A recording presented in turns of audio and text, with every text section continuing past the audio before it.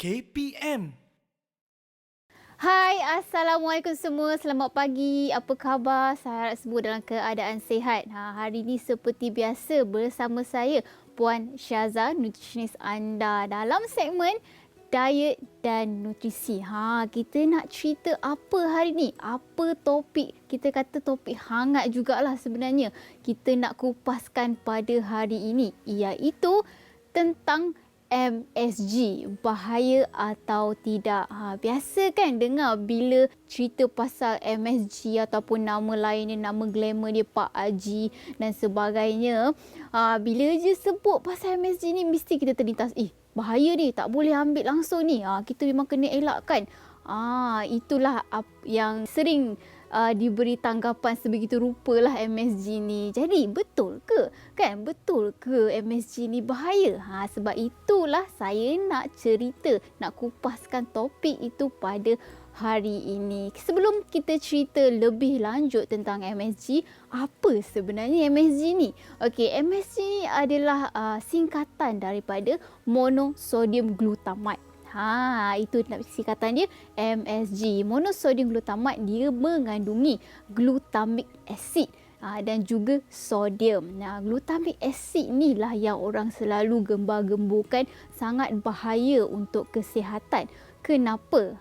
Glutamic acid ni sebenarnya lah sejenis amino acid yang kita panggil dia tidaklah non-essential amino acid yang badan kita boleh buat sendiri, dan banyak sebenarnya kita boleh dapatkan daripada makanan harian kita. MSG ini menjadi isu apabila satu kajian telah dilakukan pada tahun 1969 bahawa MSG ni boleh membahayakan kesihatan, lebih-lebih lagi dia boleh mengganggu minda dan juga menyebabkan Alzheimer dan sebagainya. Tapi hakikatnya kajian yang dilakukan ni ialah terhadap tikus, dan merupakan, boleh katakan dia inject memberi suntikan MSG kepada tikus ni dalam kuantiti yang banyak.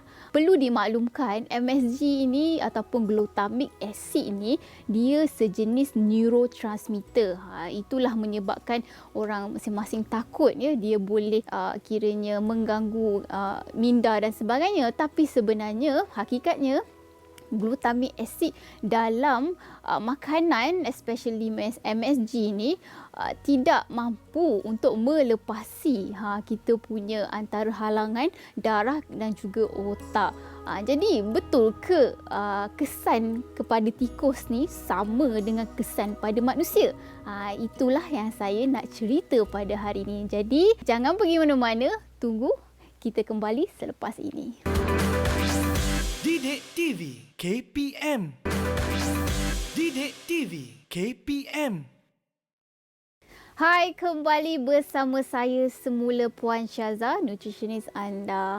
Tadi kita dah cerita sedikit tentang MSG, iaitu topik kita pada hari ini. MSG bahaya ataupun tidak? Jadi MSG saya ceritakan dia sebenarnya adalah sejenis monosodium glutamate. Tapi apa benda monosodium glutamate tu? Monosodium glutamate ni seringlah kita masukkan dalam makanan kita. MSG ni sebenarnya juga kita boleh katakan mengandungi perasa umami. Apa perasa umami ni? Perasa umami ni kita boleh katakan perasa yang kelima lah, selain daripada manis, masin, masam, pahit. Umami dia ada rasa tersendiri. Dia rasa macam daging-daging sikit kan, dia rasa macam masin sikit sebab kandungan sodium dia tadi. Itulah menyebabkan dia sering digunakan sebagai penyedap rasa. Dia mengandungi sodium, iaitu sejenis garam. Tapi masalah kita selalunya bila dah gunakan MSG, kita gunakan lagi garam. Itu yang menjadi double-double dekat situ garam, pengambilan garam kita. Jadi tadi saya ada cerita tentang kajian tikus tadi. Inilah yang menyebabkan MSG ni sering dipandang buruk. Sebab itulah saya nak cerita sedikit yang bahawa kajian terhadap tikus tadi tidak boleh guna pakai kepada manusia kerana kita mengambil kandungan MSG ni agak sedikit, dan apa yang kita makan kiranya dietary MSG ni sebenarnya tidak memberi impact pun terhadap kita punya minda dan juga kesihatan selagi kita tak mengambil secara berlebihan. Itu dia. Janganlah kita dah guna garam, kita guna juga MSG. Sebab ini fakta menarik, sebenarnya kandungan sodium garam dalam MSG sebenarnya lagi rendah daripada garam biasa. Kalau kita gantikan sebenarnya lagi baik asalkan kita jaga kuantiti kita. Okey. Tapi ada orang tanya saya, tapi kan puan, bila saya makan ataupun ambil MSG ni, mesti saya rasa macam pening, rasa nak muntah, rasa kram sana, kram sini. Adakah itu efek daripada MSG? Jawapannya ialah ya. Sesetengah orang mungkin agak alergi dan juga sensitif terhadap MSG. Jadi sebab itulah pada masa yang sama sebaiknya kita kena tengok dari segi pertama kuantiti MSG tersebut. Kadang-kadang sebenarnya kita boleh saja mengambil, cuma sebabkan kita mengambil terlebih dari apa yang sepatutnya, itu yang menyebabkan alergi itu datang. Okey, jaga kuantiti. Macam mana garam pun kena jaga kuantiti, sama juga dengan MSG pun. Dua-dua mengandungi garam. Ada juga yang tanya saya, puan, bila ambil MSG ni betul ke buatkan rasa haus? Kita rasa macam, yelah, bila banyak sangat MSG rasa haus. Jawapan dia sama sahaja dengan garam, sebab sodium tu sendiri yang menyebabkan kita rasa haus, sama juga dengan menyebabkan juga water retention. Sebab kita tidak mengambil air yang mencukupi. Itu yang menyebabkan tidak seimbang antara bendali dalam badan kita. Tapi tahu tak, kita sebenarnya boleh dapatkan MSG secara semula jadi daripada makanan kita. Jadi macam mana tu? Antara makanan-makanan yang kiranya yang boleh mengeluarkan perasa umami ni ialah seperti ubi kentang, tomato, cendawan, jagung, tebu. Ya, sebab MSG ni sebenarnya dia daripada proses penapaian makanan-makanan ni untuk dijadikan yang jadikan glutamic acid tadi. Kan macam tak pernah terfikir kan? Tapi itulah hakikatnya, kalau kita tak nak gunakan MSG yang dijual, kita boleh masukkan juga makanan-makanan ni ke dalam masakan kita, supaya bukan saja kita dapat MSG yang semula jadi, tapi juga kita dapat nutrisi-nutrisi yang berbeza daripada makanan tersebut. Lepas ni jangan takut-takutlah untuk kita mengambil MSG, tapi kuantiti kena jaga. Ada juga yang mengaitkan pengambilan MSG dengan obesiti dan juga penyakit metabolik. Tapi hakikatnya tiada kajian yang begitu kukuh yang menyokong kenyataan ni. Bila kita ambil MSG ni, kita rasa makanan kita lebih sedap, dan ini secara tak langsung buat kita lagi berselera. Tapi apa-apa pun, sebenarnya selagi kalau kita mengawal pengambilan MSG kita dan mengawal kita punya porsi makanan, suku-suku separuh kita, pastikan portion itu yang kita ambil pada setiap kali kita makan. Ada protein, ada lemak, ada karbohidrat. Itu yang kita perlu jaga sebenarnya. Okey, kalau masih lagi ragu-ragu tentang MSG, sebenarnya MSG ni pun telah diluluskan. Kira tak ada masalah pun. Dia adalah satu perasa yang diluluskan, sama juga seperti garam, gula dan juga lada sula. Dia tak ada masalah pun nak ambil, cuma jaga kuantiti dia. Okey. Macam mana pula dengan yang kita selalu dengar kan, apa tu, MSG boleh menyebabkan keguguran rambut. Adakah betul ataupun tidak? Okey, sebenarnya tak ada kajian pun yang membuktikan bahawa ada kaitannya MSG dan juga keguguran rambut. Yang sebenarnya selalu menjadi punca keguguran rambut adalah sebabkan fisiologi badan, sebabkan genetik, disebabkan masalah kesihatan dan juga sebagainya, seperti masalah hormon. Sebab itu janganlah korang salahkan MSG saja. Kita kena tengok dari keseluruhan diet kita dalam masa yang sama. Alright, lagi satu yang paling agak famous juga ialah MSG ni betul ke boleh menyebabkan kanser? Ini pun rasanya mitos yang mitos yang sering dikaitkan dengan MSG. Sebenarnya tak ada kajian pun yang membuktikan MSG menyebabkan kanser. MSG ni sebenarnya sesuai tak sebenarnya untuk kita hidangkan kepada anak-anak kita?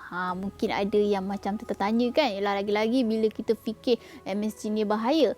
Tak ada masalah. In fact, sebenarnya kalau kita letakkan sedikit MSG dalam masakan kita, anak-anak kita akan menyebabkan mereka lebih berselera. Tapi perlu diingatkan untuk bayi ataupun kanak-kanak yang bawah daripada 1 tahun masih lagi belum boleh diperkenalkan sebarang perasa, termasuklah MSG, termasuklah garam dan juga gula, supaya nak mengelakkan mereka menjadi seseorang yang memilih makan ataupun picky eater. Dan ini juga tidak membebankan buah pinggang mereka, kerana mereka tidak lagi boleh orang kata mengumuhkan kandungan sodium di dalam MSG tersebut. Jadi MSG ni sebenarnya juga ada orang yang kata, adakah MSG kalau kita guna lagi banyak dia akan jadi sedap lagi makanan kita? Okey, hakikatnya tidak. Kita perlulah secukup rasa. Lagi kita banyak dia akan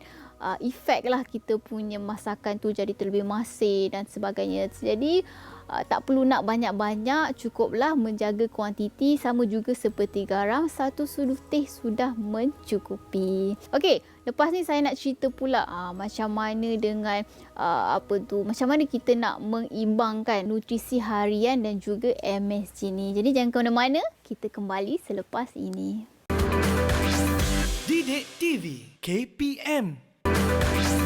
Didik TV KPM. Hai, kembali semula bersama saya Puan Syaza, nutritionist anda. Hari ini kita membincangkan topik MSG, bahaya ataupun tidak.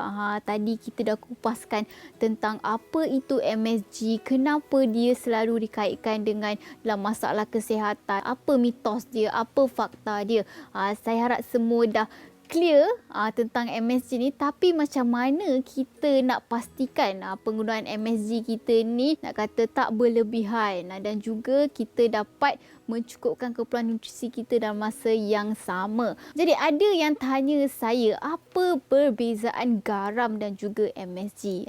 Perbezaan ni sebenarnya tak banyak. Kedua-duanya mempunyai sodium, iaitu yang memberikan rasa masin itu tadi. Cuma MSG ni mengandungi glutamic acid yang memberikan perisa umami. Bila kita letak MSG ni, kita tak perlu lagi letak gula. Itulah kebaikannya, sebab dia punya rasa tu dah macam mencukupi. Dah balance tak antara masin, manis, masam dan sebagainya. Sebab itulah sering kita gunakan dalam masakan kita. Bukan kita lah selalunya, kedai-kedai pun, kedai makan, restoran pun sama juga. Tapi macam saya kata sebelum ni, yang jadi masalah bila kita menggunakan MSG dan garam pada waktu yang sama. Sebenarnya tidak perlu, hanya salah satu dah mencukupi. Kerana MSG ni dia punya sodium dia, kandungan garam ni sebenarnya lagi rendah daripada garam. Jadi kalau kita nak gunakan MSG sahaja pun itu lebih baik. Kita perlu mengambil porsi makanan kita dengan cukup, dengan seimbang. Ingat tak, kena ada 3 jenis makronutrisi, iaitu kena ada protein, kena ada karbohidrat, kena ada lemak dan juga serat, untuk pastikan makanan kita cukup seimbang. Lagi-lagi untuk anak-anak kita yang sedang membesar. MSG ni boleh katakan perasa tambahan lah untuk kita gunakan bagi anak-anak yang mungkin agak memilih makan. Tapi itulah, ada juga kajian menunjukkan inilah dia boleh kaitkan dengan obesiti, sebabkan dia boleh terlampau meningkatkan selera. Jadi semuanya berbalik kepada kuantiti yang kita gunakan. Seperti juga garam, satu hari satu sudu teh. Seperti sama juga dengan MSG, sebaiknya satu hari satu sudu teh sahaja. Tak perlu banyak-banyak sebab secara tak langsung kita pun boleh kurangkan kalori kalau kita biasa letak gula dalam masakan kita kan. Tapi kalau kita MSG, secara tak langsung dia dah pun melengkapkan rasa manis tu. Dan kadang-kadang ada juga MSG yang dibuat daripada bawang, seperti kita tahu kan, bawang pun boleh memberikan rasa manis semula jadi. Kadang-kadang dia digunakan juga macam bahan seperti cendawan. Secara tak langsung dia memberikan rasa macam bau cendawan yang sedap lah, dengan rasa daging-daging macam tu. Jadi ada yang tanya saya, kan kita ada pilihan pelbagai jenis jenama MSG di pasar raya. Jadi yang mana kita perlu ambil? Semuanya bergantung kepada nutrition fact yang ada di label makanan tersebut. Kalau boleh pilih yang rendah kandungan sodium. Sama juga sebab ada juga pilihan antara MSG yang biasa dan juga MSG yang lebih natural, iaitu kalau ada yang pernah tengok lah, iaitu mushroom seasoning. Dia daripada cendawan tu sendiri. Berkatakan semua ada kan, semua bahan makanan ni mengandungi nutrition information, tapi masih lagi ramai yang tak tahu macam mana kita nak gunakan dengan sebaiknya selain daripada logo HCL. Pernah dengar tak logo HCL? Logo HCL ni ataupun Healthier Choice logo, ini dah pun diberi oleh KKM sebenarnya. Mungkin ramai yang macam saya kata tak tahu macam mana nak baca bahan-bahan tu. Sebab itu KKM memudahkan rakyat Malaysia supaya dapat memilih makanan yang lebih sihat. Itulah caranya untuk kita pastikan jenama mana yang paling sihat. Bila kita tengok ada logo HCL yang tanda right tu, itu maksudnya itulah pilihan yang lebih sihat. Tapi perlu diingatkan, ada juga yang mempertikaikan sebenarnya logo tu. Kenapa saya nampak logo ni dekat air gas? Sebagai contoh, adakah air gas sebenarnya baik? Atau air berkarbonat ni baik? Sebenarnya kita kena tahu logo ni sebenarnya diberikan kepada dibandingkan antara jenisnya. Contohnya antara air berkarbonat berjenama itulah yang paling baik. Dia bukan bandingkan dari segi jenis minuman lain, tapi dibandingkan jenis yang sama. Seperti air berkarbonat kan kita ada sekarang ni yang tak ada kalori kan. So sebab itulah kita boleh perasan yang tak ada kalori ni mempunyai logo HCL. Jadi gunakan logo ni sebaiknya, buat pilihan bijak. Sama juga tak kisahlah dari MSG ke, dari segi dari segi minuman ke, makanan pun kita boleh gunakan logo ni dengan sebaiknya. Saya tahu bukan senang kita nak ubah persepsi MSG ni, tapi kita sama-sama cuba. Sama-sama cuba menyebarkan maklumat yang betul kepada rakyat Malaysia. Apa-apa pun berbalik kepada kita punya kuantiti macam saya kata sebelum ni. Sama ada kita nak makan di luar pun kan. Sebab saya tahu bukan kadang-kadang kita tak sempat nak masak dan sebagainya, tapi cuba sedaya upaya untuk kurangkan makan di luar. Sebab bila makan di luar kita tak dapat nak mengawal kandungan MSG, garam dan sebagainya.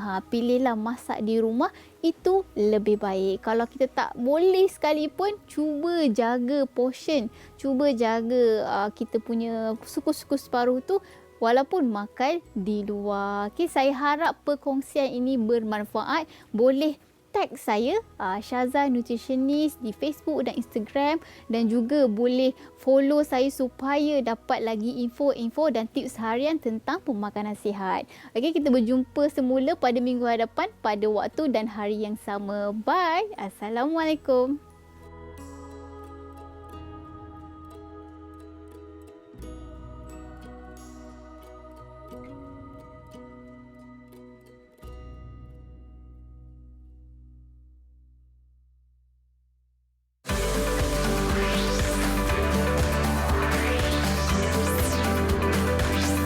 Didik TV KPM